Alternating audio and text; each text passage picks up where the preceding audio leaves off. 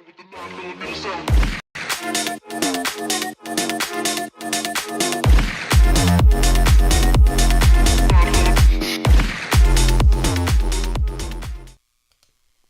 y'all, I promised you a ETH futures chart.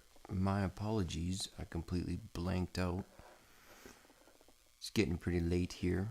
So this is that gap that I was talking about. That's where we closed, and then we went and opened way up here on the crypto index chart.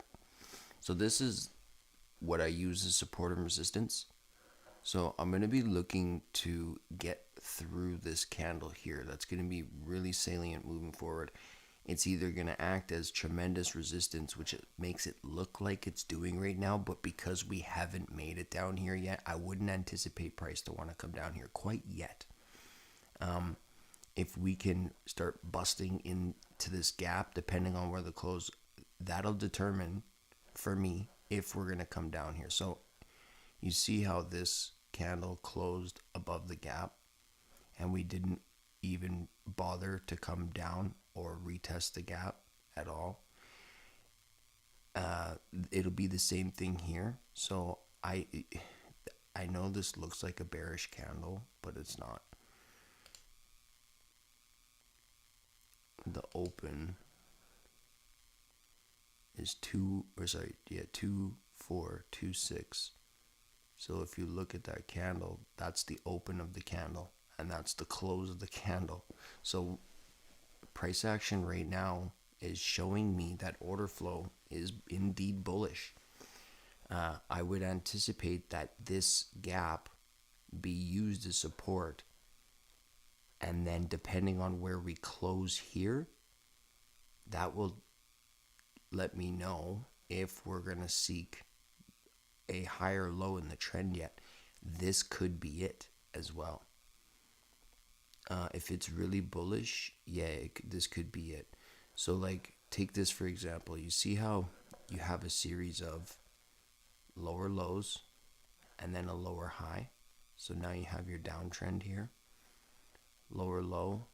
Look at how this lower high here, price action was so heavy that it didn't come up for a premium retracement. It was just gapping down and running for these suckers, right? Boop.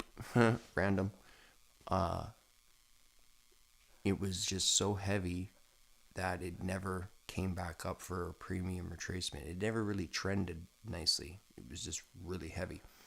If it's really strong to the upside, and there's a world record liquidity up here, that could be the higher low in the trend, and we could just start ripping this week.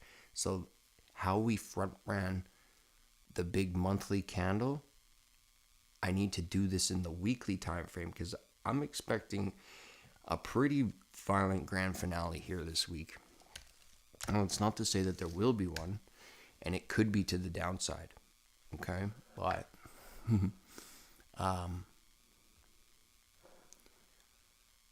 now I'm dropping time frames. So just like the monthly front run, you drop into the weekly. Now I'm looking at the weekly, so I'm going to drop into a daily. So I've got a swing low here, and we seem to be respecting this specific price points given. And if we can, I don't mind a dip. I really don't, okay? Because that would give us another higher low in the trend here, and we could see this weekly candle start cruising. So, this is where I want to see us go. And then I'll be noting the close at 5 p.m. Friday, EST.